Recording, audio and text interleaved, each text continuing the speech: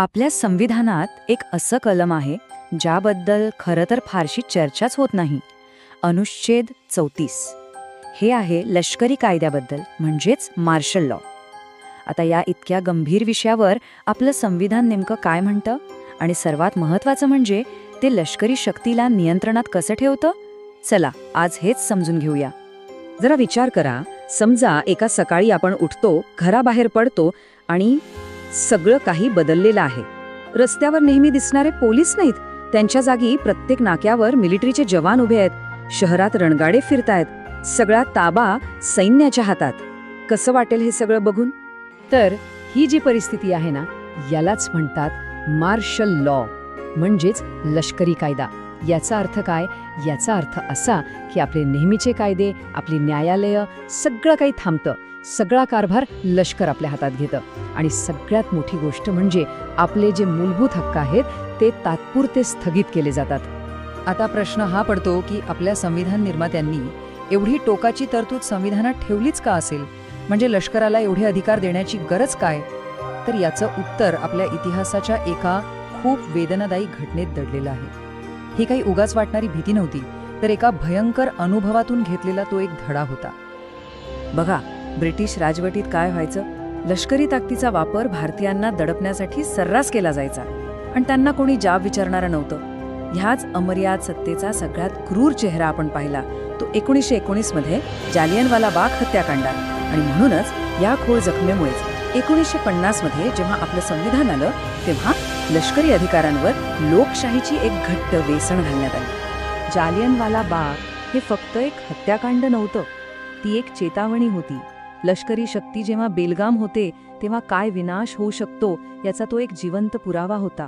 विचार करा, शेकडो निष्पाप लोकांना मारण्याचा आदेश देणाऱ्या जनरल डायरला काहीही झालं नाही, शून्य शिक्षा, काहीच नाही. आपल्या संविधान निर्मात्यांच्या डोळ्यासमोर हेच चित्र होतं आणि त्यांना हेच बदलायचं होतं. त्यांना हे पक्कं करायचं होतं की स्वतंत्र भारतात लष्कराची बंदूक ही नेहमीच लोकशाहीच्या नियंत्रणात राहील. तर ही झाली ऐतिहासिक पार्श्वभूमी. याच अनुभवातून जन्माला आलेला आहे अनुच्छेद 34. मग आता बघूया की हे कलम नक्की आहे तरी काय आणि ते लष्करी कायद्याबद्दल काय सांगतं. अगदी सोप्या भाषेत सांगायचं तर मार्शल लॉ म्हणजे काय? ही एक अत्यंत अपवादात्मक परिस्थिती आहे. म्हणजे जेव्हा एखाद्या भागात दंगली, मोठी बंडखोरी किंवा युद्धजन्य परिस्थितीमुळे आपलं नेहमीचं नागरी प्रशासन म्हणजे पोलीस व्यवस्था सगळं काही कोलमडून पडतं, तेव्हा लष्कराला तिथला कारभार हाती घ्यावा लागतो.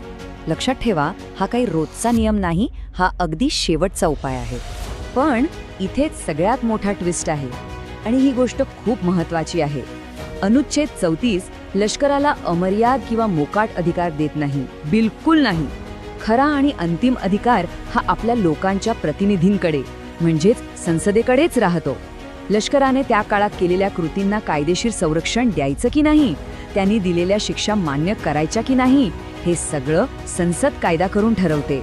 याचाच अर्थ लष्कराच्या प्रत्येक कृतीवर संसदेचा एक भक्कम अंकुश असतो. आता एक गोष्ट स्पष्ट करूया, कारण इथे खूप लोकांचा गोंधळ होतो. अनेकांना वाटतं की मार्शल लॉ म्हणजे लष्करी कायदा आणि राष्ट्रीय आणीबाणी हे एकच आहे, पण नाही, यात खूप मोठा फरक आहे.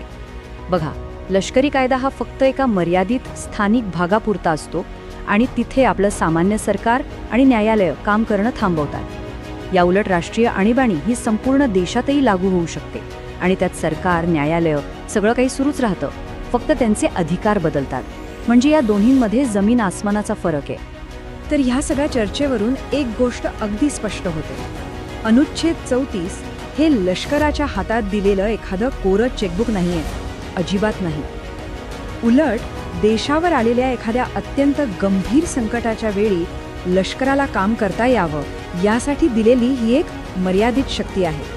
आणि या शक्तीवर आपल्या संविधानाचा आणि लोकशाहीचा कडक पहार आहे. आणि आता एक सगळ्यात दिलासादायक आणि खरं तर अभिमान वाटण्यासारखी गोष्ट, आपल्या स्वतंत्र भारताच्या 75हून अधिक वर्षांच्या इतिहासात मार्शल लॉ लावण्याची गरज किती वेळा पडली असेल? एकदाही नाही, 0 वेळा. हेच तर आपल्या लोकशाहीचं खरं सामर्थ्य आहे. याचाच अर्थ काय की अनुच्छेद 34चा खरा उद्देश हा लष्कराला अधिकार देणं नाहीये, तर त्या अधिकारांना लोकशाहीच्या नियंत्रणात ठेवणं हा आहे. अंतिम सत्ता ही बंदुकीच्या नळीतून नाही, तर लोकांच्या मताने निवडून आलेल्या संसदेच्याच हातात राहील, हेच हे कलम पक्क करतं. ठीक आहे, तर या सगळ्या चर्चेतून आपण नेमके कोणते मुद्दे लक्षात ठेवायचे आहेत? या कलमाचं आजच्या काळात काय महत्त्व आहे? चला, जाता जाता काही महत्त्वाचे मुद्दे पुन्हा एकदा पाहूया. 4 मुख्य गोष्टी आहेत ज्या कायम लक्षात ठेवायला हव्या. पहिली, अनुच्छेद 34 हा काही रोजच्या वापरासाठी नाही, तो फक्त आणि फक्त अत्यंत गंभीर, अभूतपूर्व संकटांसाठी आहे. दुसरी गोष्ट, लष्कर नाही तर आपली संसदच सर्वोच्च आहे. तिसरी, लष्करी कायदा आणि राष्ट्रीय आणीबाणी या 2 पूर्णपणे वेगळ्या गोष्टी आहेत. आणि चौथी, जी सगळ्यात महत्त्वाची आणि अभिमानाची गोष्ट आहे, ती म्हणजे स्वतंत्र भारतात याचा वापर कधीही झालेला नाही. आणि जाता जाता एक प्रश्न आपल्या सगळ्यांसाठी, जो विचार करायला लावणारा आहे. अनुच्छेद 34 सारखी ही तरतूद, जी आजपर्यंत कधी वापरली गेली नाही, ती खरंच देशाच्या सुरक्षेसाठी एक आवश्यक कवच आहे की नागरिकांच्या स्वातंत्र्यावर टांगती तलवार? याचं उत्तर खरंच सोपं नाही, पण यावर विचार करायला हवा.